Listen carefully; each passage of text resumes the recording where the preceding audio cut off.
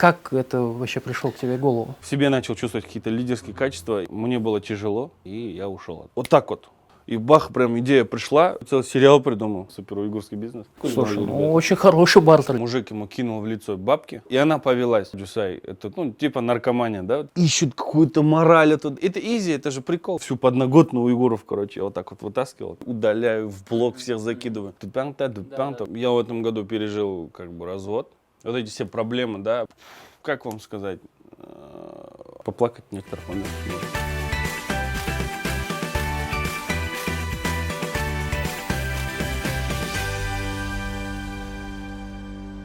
Ассаламу алейкум, уважаемые друзья, это программа «Шаг к успеху». Сегодня у нас в гостях человек, который не нуждается в особых представлениях, имя которого отождествляется с уйгурскими вайнами, уйгурским видео и так далее.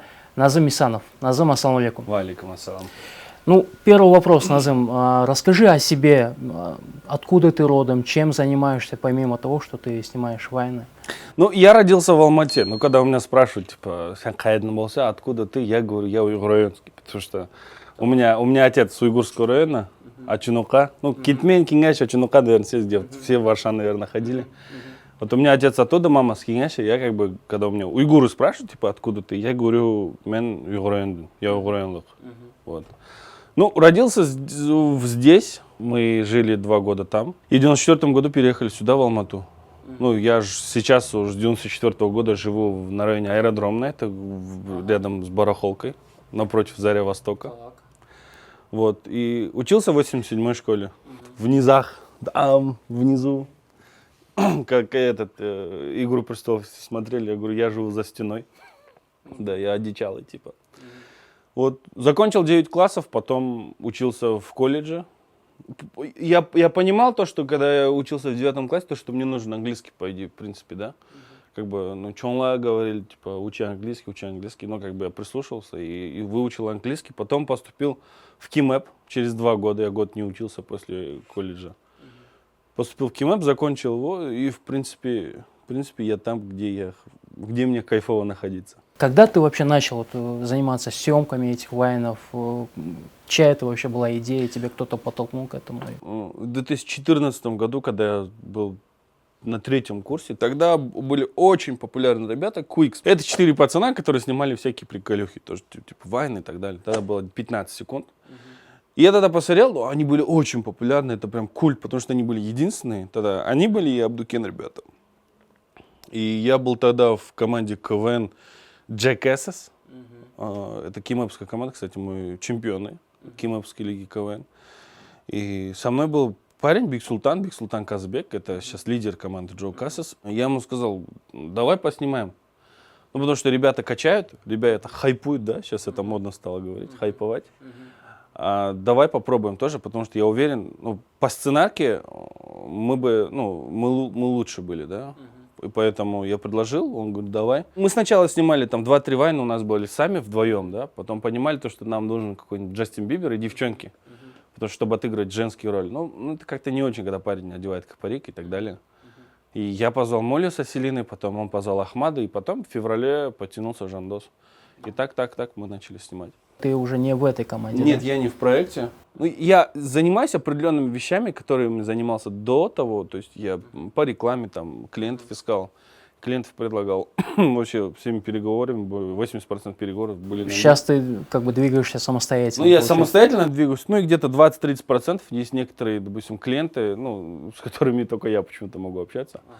Да, и с ними я общаюсь ну, как бы, это мои очень хорошие друзья, мы сейчас на очень хороших отношениях, то есть я просто понял то, что для себя то, что, ну, мне нужно как-то самому двигаться, потому что в себе начал чувствовать какие-то лидерские качества, и нам было очень тяжело, потому что Биг Султан, он прирожденный лидер, и он очень сильный такой лидер, и мне было тяжело, когда он делегировал, а я выполнял задание, и я ушел с этого. Расскажи, пожалуйста, вообще, как создается вайн? Как ты подбираешь какие-то идеи вообще в этом плане? Ну, знаете, вообще по-разному. У каждого по-своему, да. Кто-то употребляет что-то, да. Но у меня это вот как-то вот так вот. Просто, не знаю, моешься в душе, какой-то раз момент вспомнил, и бах, прям идея пришла, есть какой-то определенный плод, да. и потом как-то само по себе все это происходит. Или, допустим, какую-то музыку слушаешь. Допустим, слушаешь музыку, и потом это навевает на какие-то эмоции и так далее и тому подобное. Я так, слушая одну музыку, целый сериал придумал. То есть я скоро буду его снимать. Это прям, ну, он не веселый, он в основном говорится там о семейной жизни, потому что это очень большая проблема, особенно среди наших уйгуров, среди молодежи, потому что, ну, разводятся многие. Да, понимаю. Слушай, а вообще сколько стоит интеграция рекламы в твои видео? Мы видели у тебя там очень такие хорошие интеграции, и примерно, например, для Допалайфа сколько это будет стоить? Для доплат бесплатно. Бесплатно? Ну, отлично, ребята. А вообще... Ну, по-разному, смотря от клиента. Это, допустим, знаете, вот как вот на барахолке стоишь же, продаешь, допустим, ну, не знаю, питовские бензопилы, да, такой супер уйгурский бизнес. Весь 5-й ряд одни наши ребята. Ну, стоишь, и получается, к тебе приходит клиент, да, ты видишь, что он при бабках, да, и даешь ему определенную сумму. Но вообще фиксировано сейчас, ну, 50 тин за одного человека. Да, вот сейчас у меня скоро 100 тысяч, и как бы, ну, 50 тысяч тенге, сама интеграция, плюс съемки 20 тысяч тенге. То есть, А бартер вообще у тебя есть? ну, если он равносильный, то да. То, допустим, суши рекламировать за бартер я не буду. Ну, если сторис только. А был такой какой-нибудь необычный бартер вот именно на рекламу вообще? Именно на моей странице? Ну, был, я полетел в Доминикану на медовый месяц, но очень хорошую мне скидку Слушай, сделали, ну ребята. очень хороший бартер, если Да. так считать. Ну, я, получается, если так посмотреть, то они мне скидку очень хорошую сделали, там, 600 или 700 долларов. Как бы это хороший бартер. А вообще, мы с Fidelity полностью сотрудничали, то есть Fidelity, тогда еще был Fidelity. Мы с Fidelity, у нас был годовой абонемент, то есть во все Fidelity абсолютно, и Висентай, и так далее, и тому подобное. С кинопарком у меня хороший бартер. То есть я хожу в кино, как бы, и делаю им рекламу. Слушай, ну вот один из последних вайнов, который ты вот разместил в социальных сетях, в Инстаграме, один из популярных, который нам до Палэфа очень сильно понравился, это был про девушку, Джусем? Да. И трое парней, которые хотят вот привлечь ее внимание, но у которых ничего не получается.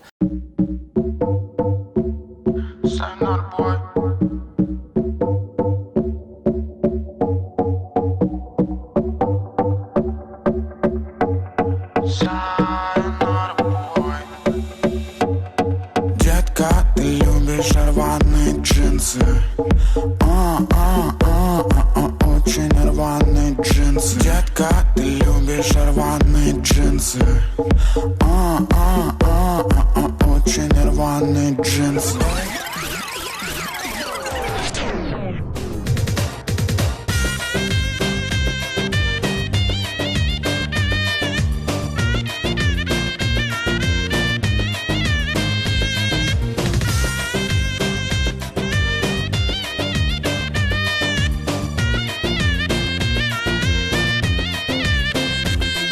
Зато получается у тебя вот национальному одеянию, допа, вообще, знаешь, Джусаем. Вообще, расскажи как бы идею создания этого вайна. Как это вообще пришло к тебе в голову? Я смотрел российские вайны, и там был такой прикол, типа, как подкатить девушки. То есть там подходил красавчик, там подходил качок, и в конце там мужик ему кинул в лицо бабки. Ну, девушки, ну, типа, рассыпал деньги около нее, ну, типа, как у меня. Рассыпал, и она повелась. Ну, я такой, что можно, в принципе, добавить к нам, да, допустим, да, ну, как бы, на деньги не надо делать так, чтобы там наши уйгурки на деньги ведутся. Типа, аджусай, это, ну, типа, наркомания, да, это прикол. Просто наши уйгуры очень скрупулезно к этому всему относятся, прям, знаете, так вот, да. Прям вот ищут какую-то мораль оттуда. Это просто, это изи, это же прикол. Ну, я как отметил, знаешь, нашей команде очень понравился вайн, но ведь были как бы и неоднозначные, в принципе, мнения, да? Да, вот угрозы отзывы. были. Знаете, я закинул это видео, оно набрало за 3 часа 250 тысяч просмотров, и потом в 7:30 утра ко мне домой позвонила женщина. Она представилась, якобы она с уйгурского культурного центра, знаете, это чтобы страх навести, да, хотя, в принципе, я там всех знаю, да, и как бы тех, кто в Астане, и тех, кто в Алмате, и моя мама там тоже очень много людей знает, да, как бы, и мама спросила, типа, а как вас зовут, давайте я вас найду, типа, давайте пообщаемся уже, перейдем на другой уровень, да. И она, получается, не представилась, не сказала свое имя, то есть очень много. В основном угрозы поступают от тех, кто боится, знаете, сказать свое имя, с фейковых аккаунтов. И, в общем, эта женщина не представилась и сказала якобы, типа, она с уйгурского культурного центра, и мы как бы забоимся этого, я возьму, удалю это видео. Вот. Очень много было угроз и вообще критики, когда я снимал цитаты с Джусаем. У меня была рубрика года 1,5-2 назад, цитаты с Джусаем, но она прям такая нереально трэшовая. Там прям, вот, знаете, всю подноготную уйгуров, короче, я вот так вот вытаскивал, типа. Если найдете, там можете вставить, типа, дальше, да, как вставку. Не обязательно вставим. Она любит тонкие сигареты, запах ванили, крепкий кофе и думать о Бельгии. Но она живет в Каратуруке, ворует чунсай с огорода Тохтхан Мамаки и встречается с Эминджаном с нулевого ряда.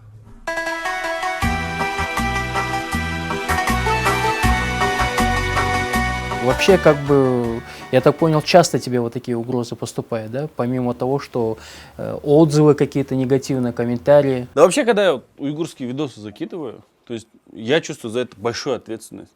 Потому что, ну, как бы у меня такая платформа, где вот прям уйгурская. И оттуда какой-нибудь пацан из фейкового аккаунта, не знаю, там, не знаю, с запада Казахстана, напишет что-то про уйгуров. А наших, знаете, типа, вот, все, нужно ответить, ты что, там, туда-сюда. И вот когда я закидываю уйгурские видосы, я прям каждую секунду проверяю, что там, и комментарии удаляю, в блог всех закидываю. У меня из-за уйгурских видосов, не знаю, человек 2000, наверное, уже в блоке. Как наших уйгуров, так и представителей других наций. Потому что я боюсь, что из этого что-то может прям большое быть, потому что, ну, всякое же может быть, да. И я как бы немного ответственен за это. В Инстаграме прочитал одну из твоих переписок, где ты писал, что тебя там называют чуть ли не позором нации. Да, Так называют позором. что за люди это, в принципе, можно Это не, поделиться? эти люди, ну, не знаю, обиженные, мне кажется, вообще на жизнь, да, как бы. Им 30, плюс 30, они ничего в жизни как бы не добились, да, и тут бесятся. Может, завидуют, может, еще что-то. Да, они бесятся то, что я показываю уйгуров в таком свете, типа, они на что-то ведутся. Ну, камон, это же прикол просто. Как ты думаешь, сейчас вообще наша уйгурская молодежь, она вот в правильном направлении двигается? Просто мы как бы видим, что ты через посредством данных видео, вайнов пытаешься как-то, ну, нашу культуру показать, да? Сейчас начал по каким-то направлениям дополнительные видео там снимать. Каково сейчас положение вот нашей молодежи в целом? Я не знаю, как, правильно ли я думаю или нет, но это лично мое субъективное мнение. Сейчас уйгурская молодежь вот делится вот кучками. Тут одна, ребят, ну, то есть одна команда, да, прайд такой львиный, да, который выше ташкентской не поднимается, там порва, все дела, короче, да. Там тупянг-та, только уйгурскую музыку слушают.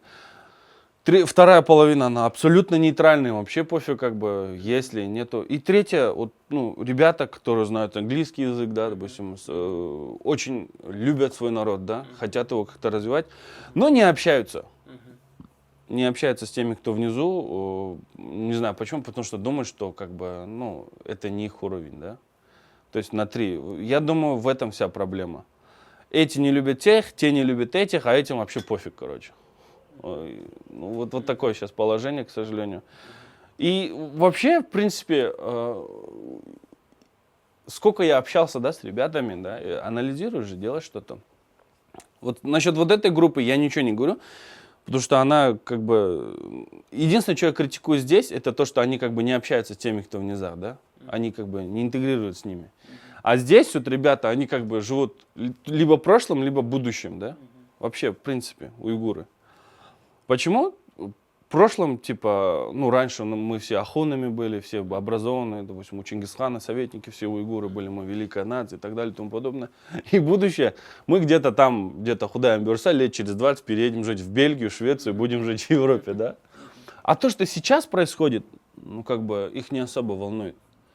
Вот как Рустам Абдусаламов говорил, то есть мы родились здесь, в Казахстане, да, мы получили здесь образование, мы здесь работаем, и, возможно, мы здесь и умрем. Не факт, что мы в Бельгию переедем, да, или еще что-то там будет сверху, придет нам.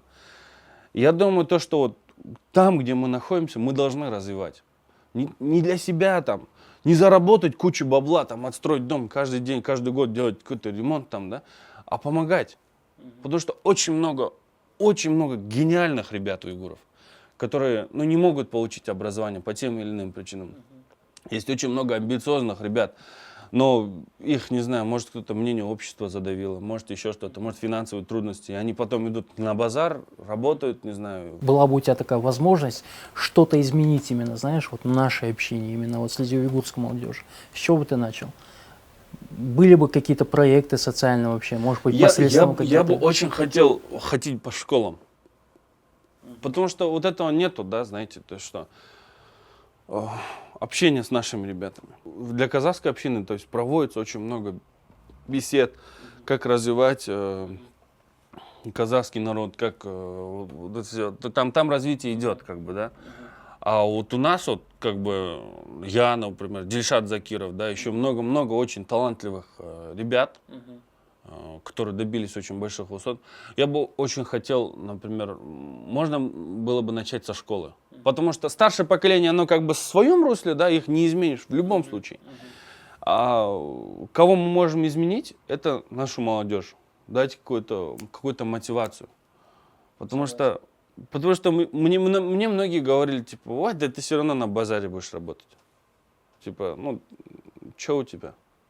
У тебя нет там супер-мега богатых родителей, у тебя нет там каких-то суперсвязей. Но это, не знаю, если ты будешь развиваться, ты можешь сам развиться, ты можешь сам стать супербогатым родителем, да? Абсолютно согласен. И связи, как бы, тоже они развиваются с каждым днем. Вот, например, сегодня я с вами хорошо познакомился, да, то есть познакомился в прошлом году с Рустамом Абдусаламовым. То есть, ну, опять-таки, связи, они нарабатываются. Ну, я, в принципе, дополню тебя. Я сам был немного удивлен. Почему? Потому что я был недавно на одном форуме, где выступали такие хорошие, грамотные спикеры, и оказалось, что большая часть этих спикеров наши уйгуры. На самом деле, мы сейчас их будем потихоньку приглашать в нашу программу, но факт в том, что вообще хотелось бы, знаешь, некой консолидации, чтобы вот наши уйгуры, вот именно грамотные ребята, вот такие как ты, как вот Рустам Акапцалам, вместе собирались и делали какие-то социальные проекты. Вот не хотел бы ты такой же социальный проект, ну, снимать какие-то видеоролики и выкладывать в Инстаграм вообще? Да, вообще, изи. У меня сейчас готовится один сериал касательно семьи. Так. То есть, ну, я в этом году пережил, как бы, развод, да, и многие, наверное, знают, многие, наверное, смотрели. И то, что случалось со мной во время вот эти все проблемы, да, почему-то я столкнулся с этими проблемами, очень, конечно, не хотелось. Кстати, я первый раз говорю вообще об этом где-то. И это меня вдохновило на то, чтобы снять прям, не то чтобы сериал, да, это как бы отдельные истории. И поэтому, ну, я думаю, это лучше, чем рассказывать, я лучше это все покажу. Примерно когда сможем посмотреть? Ой. Ты уже начал, в принципе, съемки, да? У меня сценарий готов. Ага. Я просто хочу это очень красиво снять. И мне для этого нужно финансирование. Ты хочешь именно как в формате сериала это снять, да? Да, в хорошем формате, с хорошим светом, с хорошим звуком. Не так просто вайн, да? А прям снять, нифигово все сделать. Это будет выкладываться на Да, Ютубе, там, да, в социальных сетях? или Я как? закину к себе в Инстаграме, закину на YouTube. А какие-нибудь еще у тебя проекты вообще намечаются в будущем? YouTube. YouTube, да. Я дальше на YouTube хочу. Потому что, ну, как бы Инстаграм потихоньку тухнет. Ребята из Ирина Кайратовна особо, как бы, сейчас критикуют вайнеров, и люди идут за их мнением. И сейчас вайны не такие уж и актуальные, в принципе. И дальше это YouTube. А вот помимо тебя, именно вот направление съемок видео, вот, уйгурских вайнов, есть ребята наши? Вот, Да, уйгуры? конечно. Это Ринат Таипов, это Богдан. То есть они вместе снимают. Хороший прикол делают. У них свой стиль. Они делают про музыку. Например, если вы видели, там, в общем, прикол самый, мне очень понравился. Типа, ну что ты все в дом, давай кайфовать. Вот это прям мощь, прям показывает, вот, знаете, наша.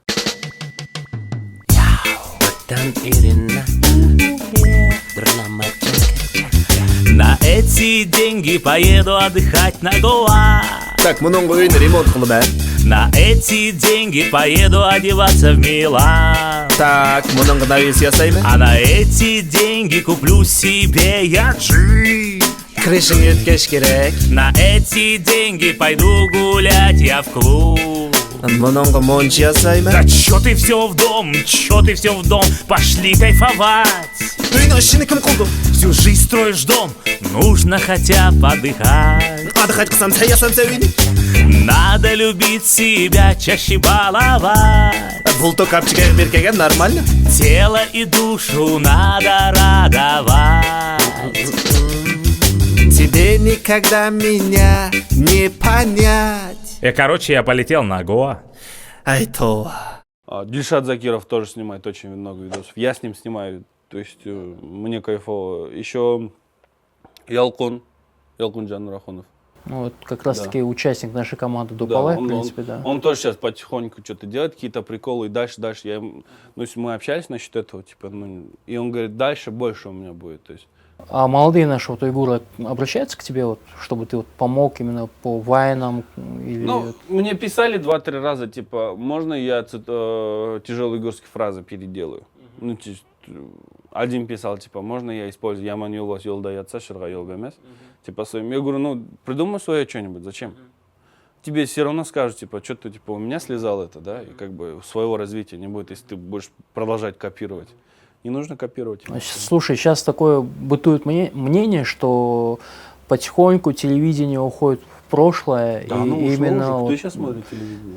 ну, как бы наши... Вы смотрите телевидение? Абсолютно. У меня даже телевизора нету дома. Ну вот. Телевизор не нужен, мне кажется. Телевизор нужен, знаете, какой телевизор? В котором есть YouTube. Согласен. Но в регионах смотрят. Как бы. А ты вообще на телевидении не хотел свое шоу какое-нибудь открыть? Зачем? Нет. Ну, Только YouTube, только социальные YouTube. сети. Да. Интеграции и так далее. Ну, на телевидении слишком много хозяев, слишком много боссов. 50-60 там всяких редакторов, которые, если ты придумал какую-то идею, которую переделают ее, сделать совсем другой, зачем это нужно? Мне А крупным компаниям вообще, как бы, они выкладываются, знаешь, средства для размещения своей рекламы, вот именно вот таких ребят, как ты вообще. Ну, на уйгурские вайны вот бывают такие предложения, что они хотят именно, знаешь, интеграцию рекламы? Только на какой-то общий, да? Ну вот из крупных компаний, которые владеют уйгуры, я делал интеграцию для SmartG. SmartG это котловое оборудование, питовские бензопилы и так далее и тому подобное. То есть я для них делал интеграцию, то есть они мне звонили, и мы поработали. Ну, вроде нормально, классный ролик сняли для них. Вот, а так особо наши еще не верят в это, как бы. По интеграции вообще непосредственно вот к тебе надо обращаться, да, или у тебя есть определенный? Не, у меня нет менеджера, я сам по себе. Мы подготовили тут небольшой блиц-опрос. Вот, нужно максимально оперативно отвечать, ну и чтобы было это как-то содержательно, да? Если бы у тебя была возможность выбирать, где родиться, какое место ты бы выбрал? Атлантиду. Почему Атлантиду? Ну, потому что у меня когда спрашивают, типа, прикол, типа, ну, знаете, такие вот, ну, с приколюхой, типа, раз задеть, типа, а где ваша этническая родина? Я говорю, мы атланты, говорю, на Тихом океане живем. Ты бы еще сказал континент Му, вот у уйгуров, кстати, есть аналог этой Атлантиды, да? Да, я читал книгу. Слушай, а вот как раз-таки по книгам, какие вот последний раз произвели на тебя больше вот впечатления? Вот по книгам, фильмам, есть ли ты? Ой, очень хорошая книга. Кстати, я советую всем уйгурам почитать. Знаете, как она называется? «Тысячи сияющих солнц» Халид Хусейни и «Бегущий за ветром». Автор, да, один тот же, по-моему. То есть очень хороший автор. Он рассказывает про про войну в Афганистане и как люди вообще переживали это все. Это очень классная книга, там даже поплакать в некоторых моментах можно. Человек, который тебя вдохновляет. Как бы это было не банально, папа, наверное. Какие качества ты ценишь в людях? Честность. Только честность? Только честность. Честность и доделывание до конца чего-то. Вот что-то ты начал, делай до конца. Вот эти два качества, я думаю, я очень ценю. А какие вот, назови свои главные качества? Не. Честность? Но я честен с собой. Добиваешь свои дела до конца? Стараюсь делать. Ну, отлично. Так, а что ты не любишь делать? Что я не люблю делать? Работать, знаете, такого, допустим, папа скажет, джугуага, вот у меня сарай на бисутра, да? Вот он я. Вот это я прям ненавижу вообще делать. Вы в частном доме живете, да? Да. Получается. Ну, получается. А если вот так вот, более глобально, то есть я не люблю делать то, что я не люблю, знаете, вот. Бывает же, допустим, ты скажешь, типа, Адаш кыткина, пожалуйста. И ты такой, ну, я там такой, адамгерчиликтен, без адамгерчилик, типа, мы же не можем сказать нет, ну, давай, короче. И ты это делаешь для кого-то, ну, ты не хочешь. Вот я в себе вот очень хотел бы развить такое качество, типа, говорить нет людям. Потому что, ну, наши Да. да, что тебе стоит, давай сделаем. Югурлаву, Да. Мне кажется, вот это и портит нас. Потому что даже тот же самый шоу-бизнес, да, допустим, о заработке, да, допустим, тех шоуменов, ведущих. Допустим, наши уйгуры зарабатывают в 4 раза меньше, чем другие. Так. Допустим, те же самые, те, кто на русском, те, кто на казахском делают. Ну, потому что, ну, был у нас такой случай, я сейчас в свадьбу веду, допустим, с Дильшатой Кашкой. Был такой случай, мы пришли на встречу, все, договорились, то есть они попросили скидку. То есть клиент попросил, там, позвонил 2 моим друзьям, и эти 2 человека мне звонили, типа, сделай скидку. Ну, я такой, ладно, я сейчас это делать начинаю, прям не сильно опытный именно в ведении свадебных торжеств, да, поэтому, учитывая то, насколько я могу отдаться, я делаю скидку, да. Я, допустим, скинул хорошую сумму, да, ну, примерно 100 тысяч тенге, наверное, скинул. И как бы все, договорились, все, супер. И они такие... Раз, и через 2-3 дня они, получается, вообще в каком-то непонятном тамаде обратились, да? Потому что, ну, люди не готовы платить много, понимаете? Они думают, чем дешевле ты платишь, тем круче. Но это на самом деле не так. Чем больше ты платишь, тем больше тамада отдается этому всему. Среди наших вот уйгуров Да, как раз. и я, например, очень хотел бы, чтобы ставка, например, Дильшата Закирова, да? Это сейчас, ну, топ, да? Топ-3, да, к примеру. Даже номер 1, да, среди всех уйгуров по уйгурским мероприятиям, я считаю, это Дильшат Закиров. Я, например, хотел бы, чтобы у него была ставка 3-4 тысячи долларов. Потому что если бы у него была ставка 3-4 тысячи долларов, то свадьбы проходили бы не хуже, чем, например, у Арслана Жумаева, да, допустим, Рената Сафаргулова, да, не хуже проходили бы. Я в этом на 100% уверен. Так как нет большого финансирования, а ему надо, допустим, откладывать что-то для семьи, да, поэтому вечера проходят, ну, нормально. Да. А если бы финансирование было бы больше, типа, вот, балам, сен, уйгур, вот ты наш, вот, допустим, да, вот, сен уйгур без уйгурко должно проявляться, знаете, в другом направлении. Не типа для себя, да, а в общем. Давать нужно больше. А этого наши мало делают. Типа, без уйгурго, да, и себе там, чтобы сэкономить, да, на мероприятие. Вот, Назым, а как ты думаешь, сейчас вот нашей молодежи чего не хватает? Мечтать?